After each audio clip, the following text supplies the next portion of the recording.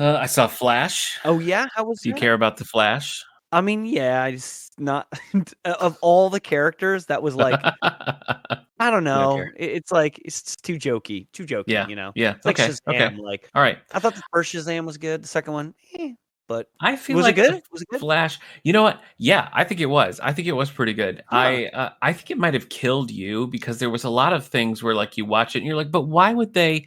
And doesn't that mean that doesn't this not make sense if they? So I feel like the little nitpicker that lives in your heart and soul. I think it probably would have unraveled you.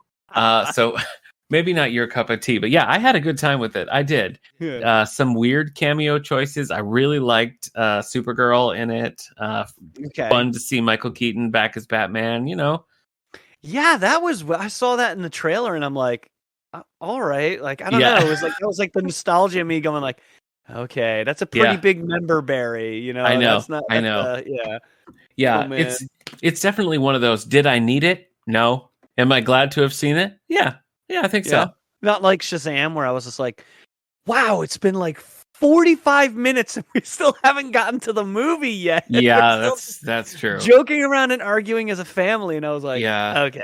Yeah, I get Yeah. it. I got that from the first movie. That they're a family. Got that. This is the second Mhm. movie. Just get into the movie. Yeah. Oh man. The Shazam movies are a rough watch. Honestly, I think I kind of liked the second Shazam movie better than the first, but they're both Really? pretty low on my list. Yeah, I think I did. But you're right. I mean, it does take you it takes a long time for that train to leave the station, no doubt. I don't think I finished it. So that's not fair. You know what I mean? It's Yeah. not fair for me to like be like that movie stinks, because I don't know, it could come around and be completely awesome at the end. I don't know. It's certainly the second half is better than the first. I don't know if it's enough to like save it in your eyes, but like my wife didn't even watch it, and I was kind of like, maybe you should. I don't know. The DC movies are such a hot mess. It's really hard to know. I don't know. I know. I feel like I'd rather see Black Adam, but I keep forgetting to. Oh, I watch liked that. Black Adam. I really did Yeah. like Black Adam. Yeah. The last superhero movie I saw was the Thor: Love and Thunder, and that one just left such a bad taste. Yeah, that in my wasn't a mouth. good I time was for like, you. I know. I'm done. You had a rough time. You had a rough time. Yeah. Mjolnir, when the hammer, the OG hammer was your favorite character in the movie, that's bad. Something's gone terribly wrong. Yeah.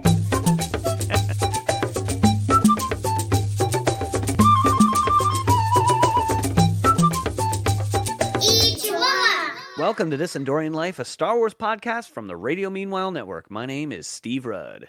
My name is Nick Gunning, and we're following the Ewoks from Return of the Jedi, the Ewok TV movies, the 80s cartoons and comics, and beyond. Yeah. Today we are discussing Ewoks #1, The Rainbow Bridge. This comic book was published under Marvel's Star imprint on May 1st, 1985. So after the show. This was produced after the show, the comic. No, I think it was kind of concurrent with the first season, right? Because we got through 86. Yeah. Well, that's true. It was through 86. I'm wrong. So yeah. I think it might have outlasted the show. I don't know. We'll have to see when we get to the final issue. But today's episode was illustrated by Warren Kremer, written by David Manek. It's collected many different times. I don't know how you read it. I have it in this omnibus, the Star Wars and Droids omnibus from Dark Horse. Yeah, we read it the same way. Yeah. But it is collected in a smaller version called Star Wars Ewoks Flight to Danger, where the first 5 issues of the Ewoks comics are collected. So maybe you read it that way. That's our featured collection for the first 5 issues. Here is our featured member of the creative team. Outside of the Star Wars universe, David Manek also wrote the Star imprint series Planet Terry. Reach for the stars with the 80s spacefaring sensation. With Robata and the mighty Omnis by his side, nothing can stop young Planet Terry as he journeys the galaxy in search of his long-lost parents, while fending off threats such as the Ruby Monster, the Tarantulugs, and Vermin the Vile. Sam Space, intergalactic private eye, lends a hand against the evil Repugna and her mad menagerie of monsters, and the prison planet Alphatraz just might turn our hero into Planet Terrible. The secret of Space Station W-22 will change his life, but will he ever find his folks? Don't be so sure when you even want to, Terry. It's action, fun, and family drama in a cosmic saga like no other from Marvel's classic 1980s all ages imprint. Ooh, that was a mouthful. So, yeah, Marvel had this Star imprint that was basically their like little kid comics, and Ewoks and droids were part of Yeah. this, as was this Planet Terry. And it wasn't until I was reading that out loud that I realized it's just planetary, like Planet Terry. Planetary. Yeah, Like all the names that intergalactic, planetary, Tarantulas planetary. and Yeah, I get it Vermin now. the Vile, Sam Space. Yeah, Yeah. I wonder I'll what read. that's like. You know, like I don't know. it- I don't know. The whole Ewok series Androids is on the Marvel app. I wonder if this Planet Terry is on the app too. Maybe I'll look into it. I bet it is. If it's I bet it is. Marvel, it should be. I mean, I feel like it should be. I feel You like it know. should be too. I'll get to the bottom of it. Oh man. So, what'd you think? I mean, I kind of enjoyed it. I did too. I thought this could have been an episode. This could have been one of the 12-minute I episodes. wish it would like, have been an episode solid. because it's better than Yeah. a lot of the episodes. So, yeah. I mean, it's All got right. its problems, I think, but Yeah. like I was like, this fits in with basically what does. we just saw. It definitely does. For the past Yeah. year. Yeah. So I agree. well, let me get into it, man. Let's do it. Let me hear. Plot. Let me hear about it. The Rainbow Bridge. We open to Wicket, Tebow, and Princess Nisa racing through the forest to avoid a thunderstorm while picking sunberries when Nisa suddenly and accidentally steps on a poisonous nightshade thorn. In a panic, the boys get Nisa back to Bright Tree Village and sound the alert for Chief Chirpa to get Logray and the village healer. Chirpa is greatly saddened as we find out there is no cure to the nightshade prick, and the group Yeesh. can only wait and make Nisa comfortable. Logray, however, begins to remind Chirpa of the Rainbow Bridge, but is quickly shut down and leaves. Wicket and Tebow overhears this and are curious. They follow Logray back to his hut, where Logray reluctantly tells them the story of the Rainbow Bridge. Mm-hmm. Long ago, an ogre named Gantu terrorized the Ewok lands. He lived on the other side of the Gorge of Fire in a land called Xandar and traveled back and forth using a crystal that in the sunlight forms a rainbow bridge over the gorge. A very brave young Ewok named Chirpa followed the ogre back to its lands one day and found a bottle of glowing liquid in its cave. Chirpa stole that and the magic crystal and managed to escape. To this day, the crystal is still kept safe, and the liquid that he recovered was found to have healing powers. Unfortunately, this glowing liquid has recently run dry due to the Endor plague. Logray says no more and dismisses the two young Ewoks, secretly hoping they attempt to recover more glowing liquid. Oh. Yeah, really. Oh, dastardly. Wicket and Tebow do, in fact, set off to steal the Rainbow Bridge crystal. They manage to easily nab the crystal, which is guarded by old Ebab sleeping on his shift. They bring the crystal to the Gorge of Fire, and it works. The bridge forms, and Wicket, along with a hesitant Tebow, cross, nearly falling when a small cloud covers the sun. Safely across the gorge, they discover the local rocks are alive and are called Xandar rocks. The rocks tell the Ewoks that the ogre has destroyed their land and precious sunny dew flowers. The ogre uses the flowers' nectar for light and has decimated their entire crop. Even so, Wicket picks up what little dying vegetation he can find in hopes maybe it will work, even though the crop is clearly gone. The Ewoks tell the rocks that the Sunnydew nectar is exactly what they need to save their friend. The rocks gladly show the Ewoks the ogre's cave. Wicket and Tebow manage to get inside, but are caught by the ogre when trying to steal the glowing nectar. The ogre is angry as he needs it because he is afraid of the dark. The ogre tries to capture the Ewoks, and in the tussle, the rainbow crystal shatters, plus the bowl of glowing Sunnydew nectar spills all over the ogre. Now glowing, the ogre runs off, so the Ewoks are safe for now, but the nectar is gone, and Wicket and Tebow are devastated. The ground has absorbed the nectar, and Sunnydew sprouts form. The Xandar rocks rejoice, as now the seeds will spread, and once again they will cover their land. With the Rainbow Bridge crystal now destroyed, Wicket and Tebow have no way to get home. Luckily, the Xandar rocks lend their aid and make a tunnel under the gorge so that the Ewoks can return home. Back at the village, the end seems very near for Princess Nisa. Wicket and Tebow inform Chief Chirpa that they failed to bring back nectar to save Nisa. Suddenly, Tebow discovers that Wicket's bag is glowing. When the Sunnydew nectar spilled, some of it must have splashed on the dying plant in his bag, causing it to recover quickly as a Sunnydew flower. Quickly, Wicket drips some of the flower's nectar on Nisa, and she instantly recovers. Nisa is a bit confused, but delighted that Wicket gave her such a pretty flower. Wicket jokingly admits he found it at the end of the rainbow. Roll credits. Well, right away, this took me back to season 1 Yes. of the show because it was like tonally, it's very much in line with season 1. Something happens, something simple happens, and it's like a cataclysm. And the only way to solve it is for children to go across the moon and do some dangerous thing and bring it back. Yeah, exactly. Yeah. So very much in line with season 1, which I liked. I thought was cool. I think it's a strong start. I think it works well as a comic book. I think the illustrations are solid. I can't tell if it's just the printing in this omnibus or what. Like I should have gone and checked the app or something. The colors are very drab in mine for the most part.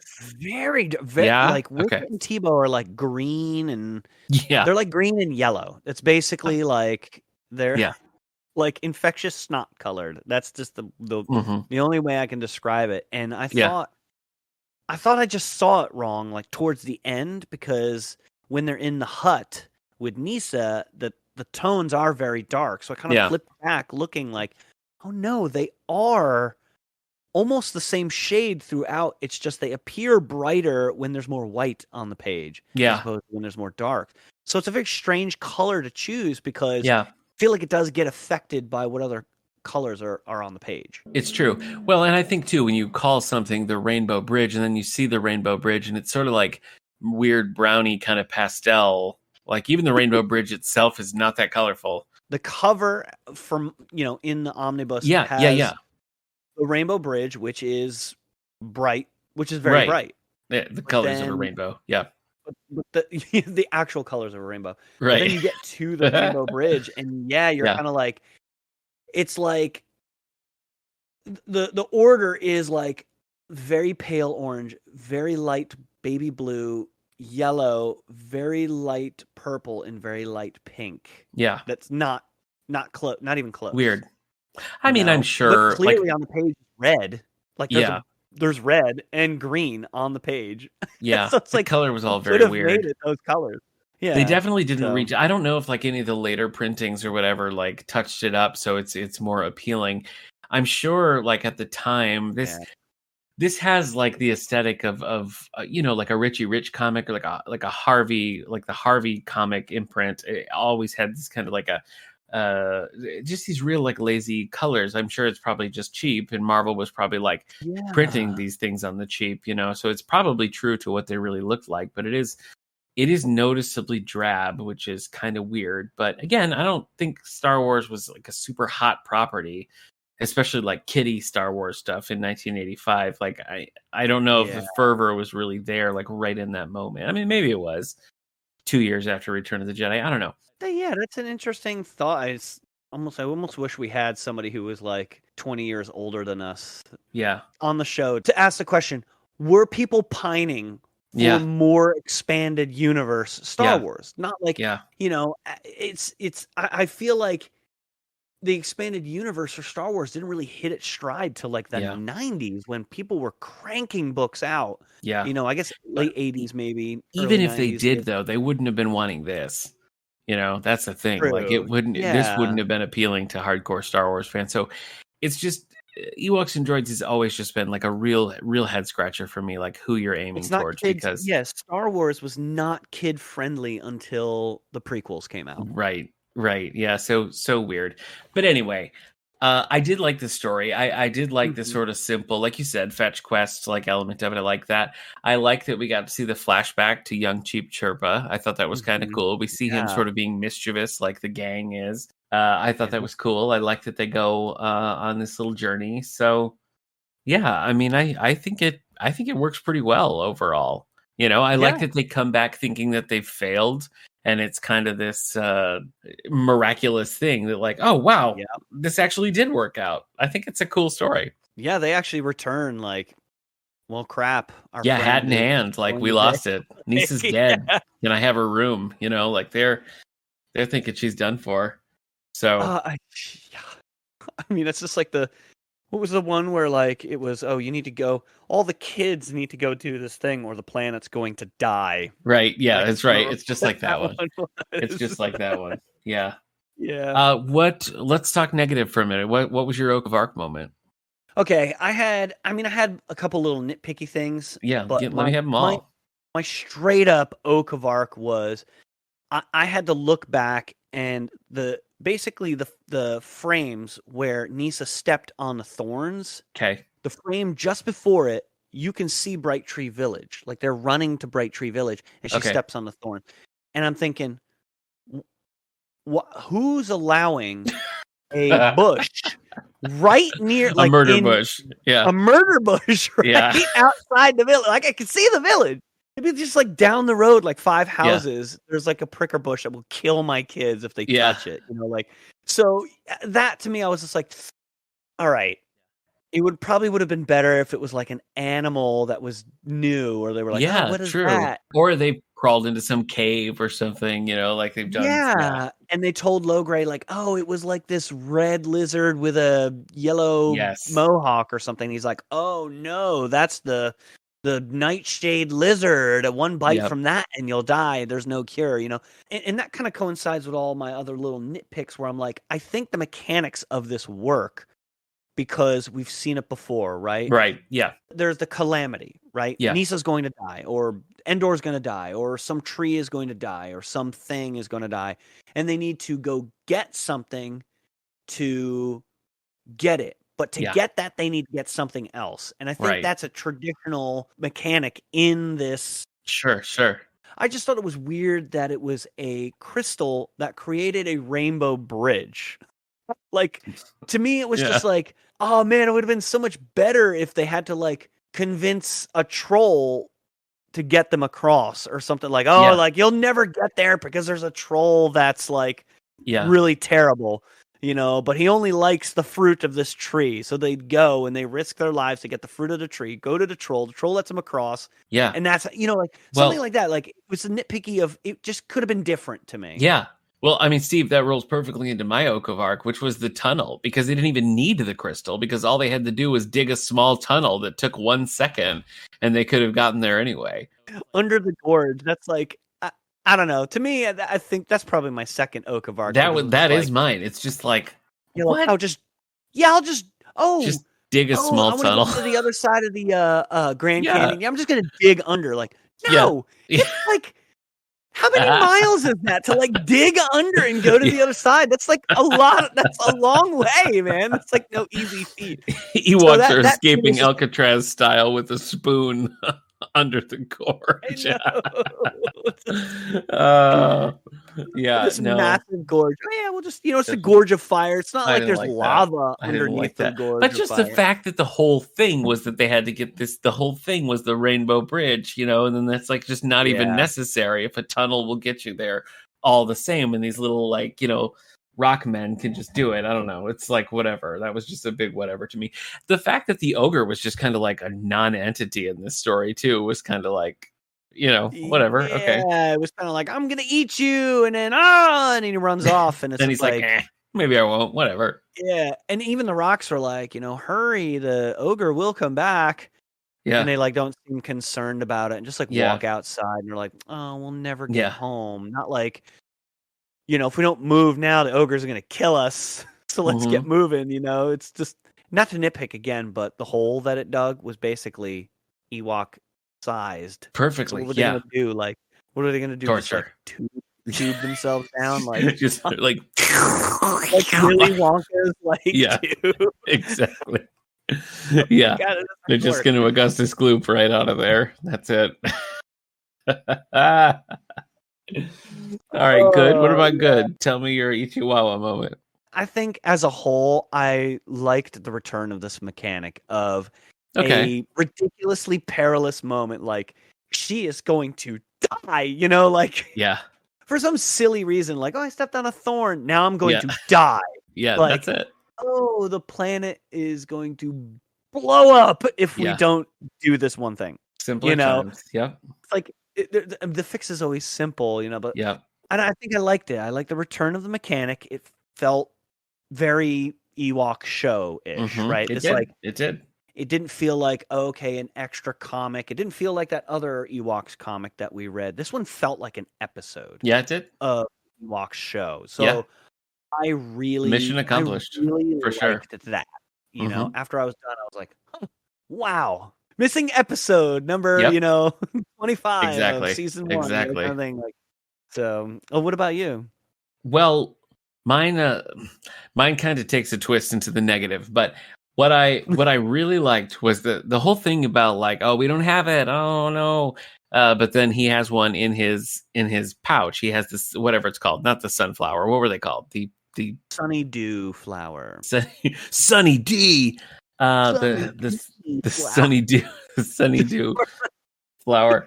When you go back to the panel where the giant overturns, or however the thing with the dew gets overturned, you actually do see it splash into his pouch. Like it actually shows, like you really can see it. And I like that little attention to detail because you actually can see it happen. Man. But where it turns negative for me is like, but there were a million flowers. So why didn't he just grab one regardless? Like, why did it have to splash into his pouch? Because that's true. Well, I mean, I didn't add it in there because there was that point at which it was like, oh, I do see it now on the. Yeah, right? So I missed it because I was like, oh, they had said, oh, look, it's the honeydew, the sunny dew flowers are beginning to grow, but they acknowledged, well, it's going to be too late. Like by the time they grow and bloom, it's going to be too late. But I had missed it because he said at the very end there when he's like, oh, look, your bag is glowing. And he's like, oh, when the ogre spilled some of the nectar, some of it must have gotten on the plant you had in your bag. And I was just like, oh yeah, when they got there, I had to go back and add it in because I was like, that's actually kind of pivotal to the story that he randomly picks up and he's like, he says, the least we can do is take it back with us. It's too dry for anything to grow well around. You're right. So it's like the last honey or sunny dew flower is like dead practically. Right. And so he picks it up, puts it in his bag to bring it back, I guess in order to replant it, and hopes to replant it. And so it's actually the dew. Yep, the dew causes it to actually bloom or grow and bloom immediately. Because when the sunny dew stuff falls on the ground, it does seem to rapidly start growing. So it probably grows, at a rapid rate. But yeah, I was like, wow, these subtle little details that I was like, wait a minute. That's true. I thought this was very cleverly written. That even though it was like kind of weird, like the choices that were made. I don't know. The ogre seemed pretty like intelligent yet dumb at the same time. Like I don't know. It was like weird. Yeah. Like no, you're right. You corrected that. That's a worthy payoff. All right. So it's a full Ichiwawa moment for me then, because that's a great payoff.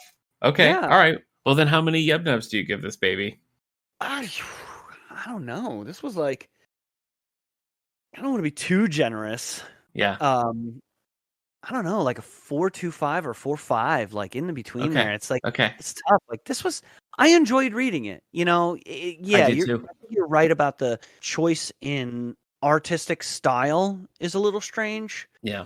I wish they kind of focused more on colorizing the main characters well, and then everyone else wouldn't matter, right? Like, Wicket, Tebow, Nisa. I mean, actually, Nisa, as far as the color scheme goes, fits quite well because she is kind of that like pale purpley color. So it works for her, but like Tebow is like supposed to be yellow and Wicket's supposed to be like brown, and they're not. They don't quite. It's not quite make it. They're like not green, a good look. So not a good look. They're like brownish green. So yeah, I really enjoyed it. I don't know, like 4.5. Yeah, like it's felt like an episode, and I probably would have given this like a 4.5 as far as an episode because it would have been fun.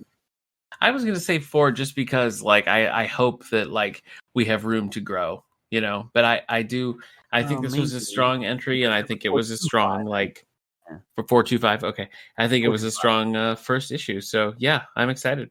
Okay. This was a good one. This was a good one to Felt good to start. be talking about the Ewoks again. I know we only took like one True. episode away with droids, but I was excited to be talking Ewoks.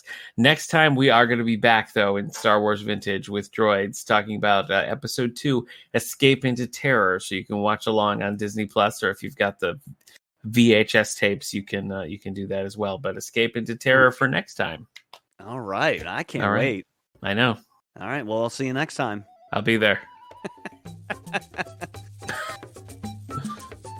This Endorian Life was brought to you by the Radio Meanwhile Network. Other shows on the network include Previously on X-Men, 90s Music Got Me Like, and 9021 Here We Go. Share your thoughts on this and upcoming episodes by following us on Facebook or Twitter at Endorian Life, and please rate, subscribe, and share this show wherever you get your podcasts.